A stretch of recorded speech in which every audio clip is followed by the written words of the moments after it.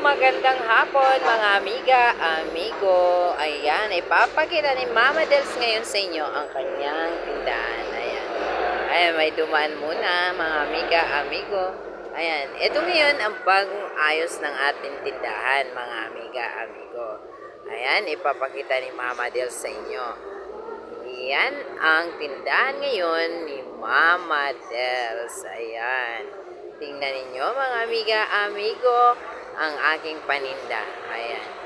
So ngayon, alas 3 na ng hapon, mga amiga, amigo. Ay, talaga naman, wala pang bumibili. Kanina pa ako rito Ayan, ipapakita ko sa inyo. At siya nga pala, ikukwento ko sa inyo ang aking mga panindang ito. Ito yung aking paninda na ito ay mga itlog ito. Meron akong boss niya na hindi sa akin ito. Ayan, baka kala nyo sa akin yan. O, sa boss ko yan. O, yan, ayan. Papakita ko sa inyo ngayon ang aking mga paninda.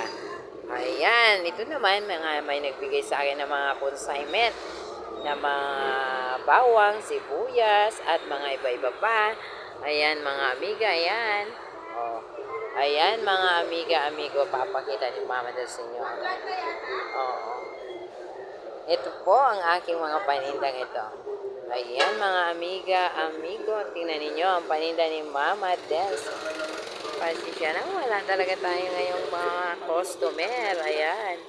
Kaya ang gagawin natin ngayon, papakita na lang natin sa inyo ang aking mga paninda. Ayan nga pala ang mga frozen ko. Ayan, may kasama pa yung tokwa. Ayan mga amiga, amigo, pagkakita ni Mama Del sa inyo lahat ng paninda niya. Ayan mga amiga, amigo. Ayan, meron din tayong harina dyan. Meron din tayong cornstarch, asukal. Ayan, at mantika. Ayan. Yan nga pala ang ating mga pampalasa. Ayan. Ayan mga amiga, amigo. Ayan, meron din tayo dyang bagoong. Ayan, meron din tayong tinapay, ayan, at mga basahan. Meron din tayong uling, ayan, kung gusto nyo mag-ihaw. Ayan, mga amiga, amigo, pinakita ni Mama Dels sa inyo kasi ngayon, wala talagang namimili, kaya si Mama Dels, naglilibang hanggang naghihintay siya. Ayan. Ayan, mga amiga, amigo. Samahan ninyo ngayon si Mama Dels, panurin ninyo ang aking video, Ayan. Ayan, meron din tayo doon, ayun.